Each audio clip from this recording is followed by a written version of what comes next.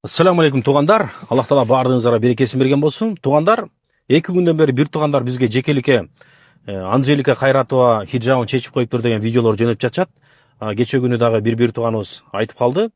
Ошол Анжелика хиджабын шешіп қойған себептүү биздин жакын бир карындаштарыбыз да хиджабын шешіп қойып тұр деп. Туғандар, мен дайым хиджабын шешіп қойған адамдар болобу, намазын таштап қойған адамдар болобу, мен дайым айтып эскертип келем. Мисалы, хиджаб чечип койгон адамдарга өткөндө да Казакстанда бир ырчы хиджабын чечип койгон экен, чыгармачылыкка кирип. Аллахты жакшы тааныбай кийип алган хиджаб бир күнү болбосун бир күнү чечилет. Жана дин исламды жакшы түшүнбөй кийип алган хиджаб бир күнү болбосун бир күнү чечилет. Жана сүйүктүү пайгамбарыбыз Мухаммад саллаллаху алейхи ва салламды жакшы тааныбай кийип алган хиджаб бир күнү болбосун бир күнү чечилет тугандар. Biz өзүбүздүн динибизди илимдин, далилдин негизинде мыкты билишибиз керек тугандар. Биз ишенимдерди оңдошубуз керек. Бул акыйданы үйрөнүшүбүз керек. Таухид илимин үйрөнүшүбүз керек. Биздин жүрөктөрүбүз оңолбойун, сырткы амалдарыбыз оңолбойт. Себеби амалдарды, сырткы адам денесинен чыккан амалдарды бул жүрөк башкарат тугандар. Biz качан өзүбүздүн Роббубузду Куран сүннөт менен мыкты тааныганда, ислам динибизди Куран сүннөттүн негизинде мыкты тааныганда, жана пайгамбарыбыз саллаллаху алейхи ва саллям кантип көргөзүп бизге жеткизген болсо, ошону биз илим менен биле турган болсок, далил менен биле турган болсок, биз динибизге бекем болобуз дагы, жана ар кандай нерселер биздин динибизге тоскоолдук жарата албайт. Керек болсо, эгерде өзүнүн динин мыкты билген эже карындаштарга башына пистолет такап туруп, хиджабыңды чеч десе, чечпей өлүп кетиши мүмкүн. Тугандар, кээ бир мусулман эже карындаштар хиджабты күйөөсү үчүн киеткен, күйөөсү айткан үчүн. Кээ бирлер байкеси айткан үчүн кийишет экен. Кээ бирлер атасынан корккон үчүн кийишет экен. А кээ бирлер турмушка чыгыш үчүн, мода үчүн хиджаб кийишет экен. Тугандар, мунун баардыгы тең туура эмес ниет. Эгерде кимдир бирөө ушундай ниет менен кийип жүргөн болсо, ошол ниетин жакшылап оңдобаш керек. Аллах үчүн кийилбеген хиджабка Аллах Таала сооп бербейт тугандар. Бул биринчиден. Экинчиден тугандар, Анжелика карындашыбыздын хиджабты чечип койгонунун бирден бир себеби бул чыгармачылык чөйрөдө аралашып жүрө бергени. Кимде ким ыр музыка аралашып, чыгармачылыкта жүрө бере турган болсо, көп арам нерселерге жолугат.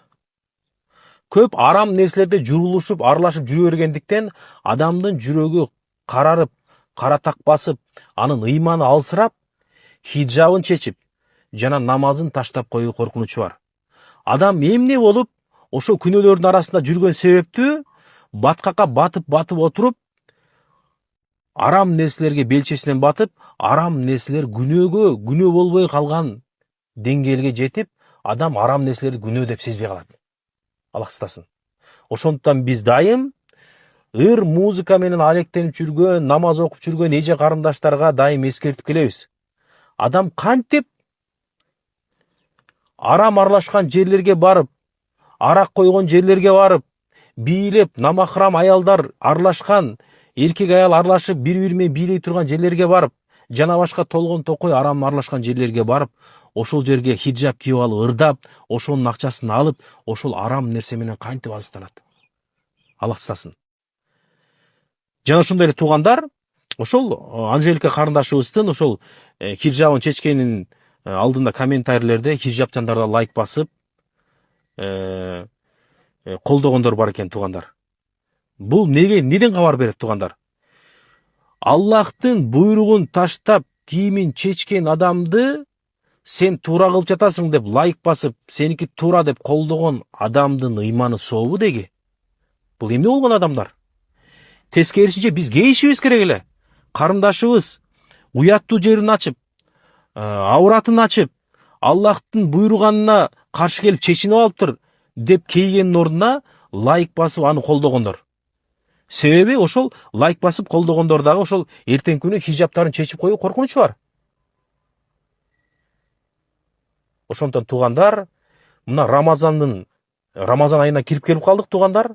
Рамазанда ниеттерибизди жаңыртып, ким эмне үчүн хижаб кийип жүргөн болсо, эмне үчүн намаз окуп жүргөн болсо, эмне үчүн ибадат кылып жүргөн болсо, ниеттерди биз жаңыртып оңдоп алалы. Аллах үчүн да оңдоп алалы. Болбосо эл көрсүн, эл айтсын, эл мактасын, эл тигинсин, эл минтсин, эл карап койду, эл тигинтип койду деп эл менен эсептешип жүрө бере турган болсок, амалдарды таштап коюу, хижабты чечип коюу, намазды таштап коюу коркунучу бар. Анан туугандар, аялдын аураты, аялдын уяттуулугу, аялдын абийири кымбат турат. Ошол кымбат нерсени бекер көргөзүп чечип салбаш керек.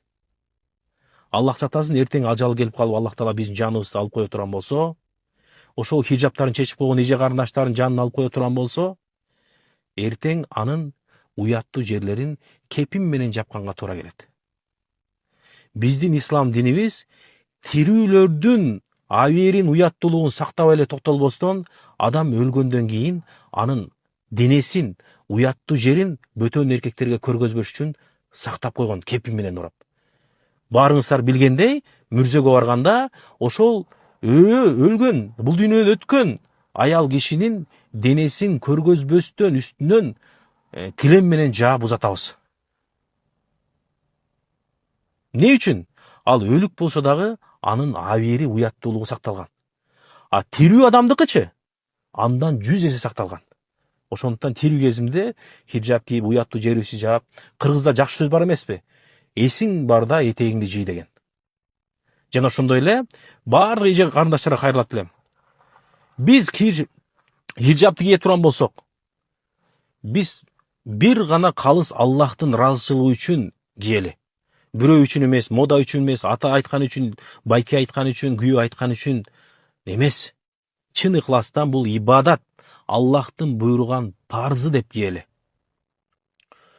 Ошондуктан биз мусулмандар арам нерселерге түшүп калбаш үчүн жана Аллахтын буйругу болгон ибадаттарды таштап койбос үчүн эң биринчиден туугандар динибизди туура акыйданын үстүнө курушубуз керек. Ишенимибизди оңдошубуз керек туугандар. Ал дегендик өзүбүздүн Роббубузду жакшы тааныта турган, Аллах Тааланы жакшы тааныта турган таухид деген илимди үйрөнүшүбүз керек. Таухидти бекем карманышыбыз керек туугандар. Таухид бул диндин фундаменти. Ла илаха иллаллах келмеси бул таухид келмеси.